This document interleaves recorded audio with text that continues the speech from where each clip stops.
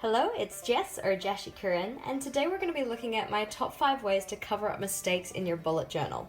As part of this video, we're going to be going through each of these 5 different techniques one by one, and I'm going to be showing you guys how I've actually used these in my previous journals to cover up some of my past mistakes. Before we get into it, any of the equipment that I use in today's video will be linked in the description box below. A lot of people feel a lot of pressure to make sure that their bullet journal is as aesthetically pleasing as possible at all times, which means that when we make a mistake, it can be kind of stress-inducing.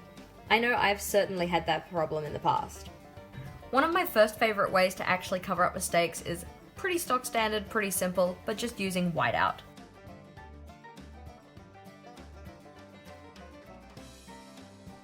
Although you can use regular whiteout fluid or tape in your bullet journal, a lot of people find the whiteness of that doesn't actually match the creaminess of their bullet journal. What I like to use instead is a Uniball Signo white gel pen. I've got the broad tipped version of this. It's a really nice opaque pen that allows you to cover up your mistakes while still having a thin enough tip that it blends into the page a lot better.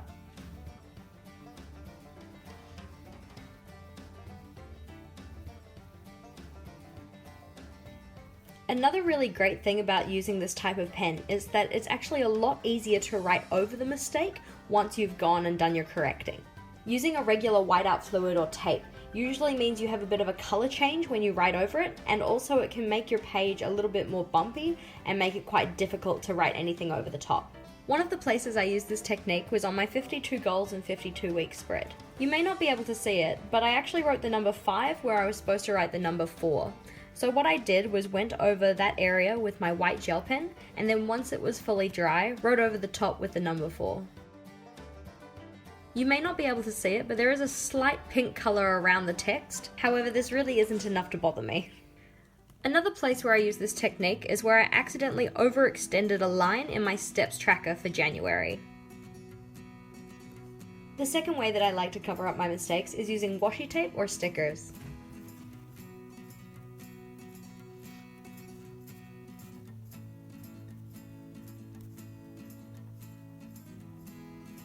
Washi tape is a really nice way to add decoration to your page with minimal effort.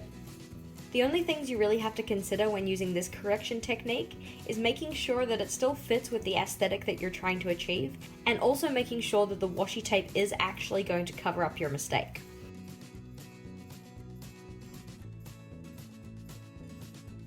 As you can see here, this washi tape is actually too transparent to properly cover up my mistake.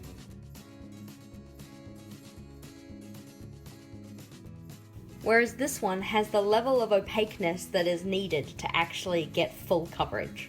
If your washi tape is too transparent, you can always go in initially with the whiteout and then cover that with washi tape.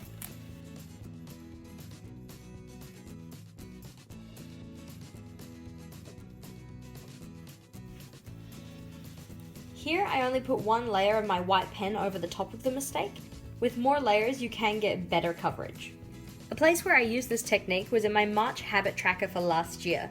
I wrote out the title for my March habit tracker and decided that it actually looked totally awful and that I wasn't really going to be able to salvage it. So what I did instead was just cut a piece of washi tape to size and stuck that down over the top. For some types of washi tape you could just write over this with a pen, but because mine was a glitter washi tape, I actually wasn't going to be able to get a nice crisp title, so I just put it on either ends of the heading ribbon that I drew in. A third technique that I like to use is covering my mistakes with paper.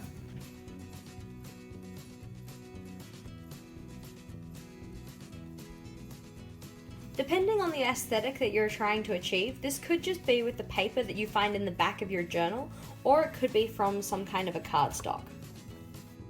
Things to watch out for this one is ensuring that you're not adding too thick of a paper to your journal, because it can make writing on future pages a little bit more difficult.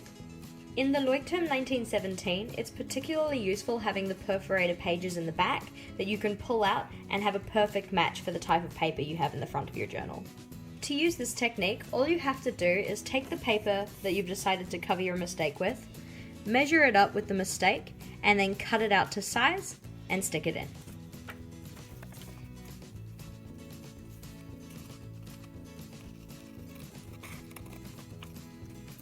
Most of the time, to stick in my paper, I like to use double-sided tape. I find that glue sticks have a tendency to curve or curl your pages, and that's something that I don't really like dealing with in my journal. If you're using a dot grid journal, you can use the dots on your piece of paper to line up with the dots that are on your page. For this technique, the ghosting that you get through the paper will be the same as if you wrote on the other side of the page. Another thing that can sometimes bother people about this technique is having the edge of the paper slightly visible. Although this doesn't show up too well on camera, it can still be bothersome to people. A place where I used this technique was on my savings spread for this year. When I was writing in the numbers 11, 13, and 15 for my tracker, I actually did 10, 11, 12. To fix this up, I just took a piece of paper out of the back of the journal, cut it to size, and then drew over the top of it after it was stuck in.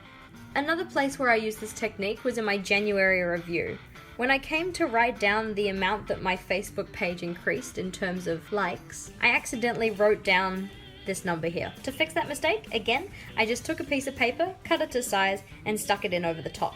The nice part about this one is that because it was fitting within a box, I could cut the piece of paper to the exact size of that box, and the black lines surrounding the box actually cover up where the paper is stuck in. A fourth technique that you can use is actually just blacking out over the text.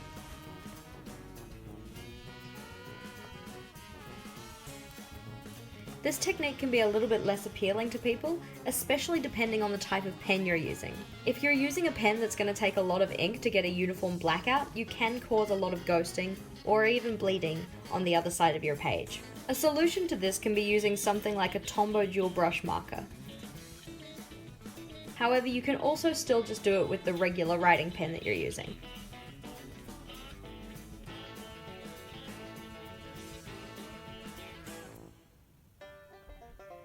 If you use this kind of a technique, what you can do is actually just fill in your text using a white or colored gel pen.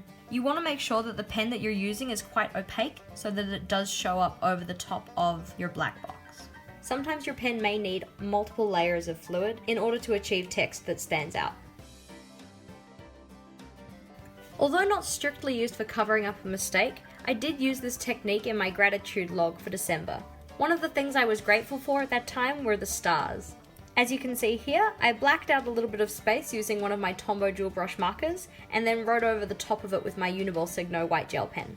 A final technique that I like to use to cover up my mistakes isn't actually a cover up at all. It's just rolling with the mistakes that you put in your journal.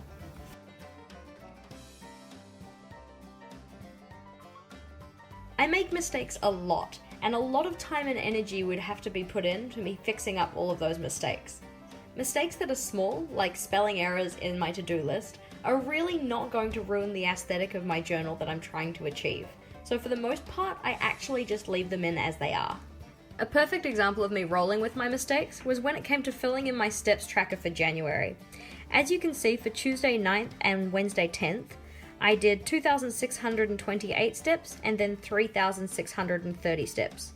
However, when I came to put my bars in to represent that amount, you can see that they are way too similar to be that different of numbers. I decided that fixing up that mistake was 1, going to be a lot of effort, and 2, really wasn't going to be worth it. It would likely have ended up making my spread look a lot more messy, and I really quite liked the way that it was starting to look. So those are my 5 top tips for covering up mistakes in your bullet journal. If you have any thoughts, comments, or feels, please do leave them below. And if you haven't already, like this video and subscribe to my channel to see the videos that I release every Thursday and Sunday. Until next time, bye!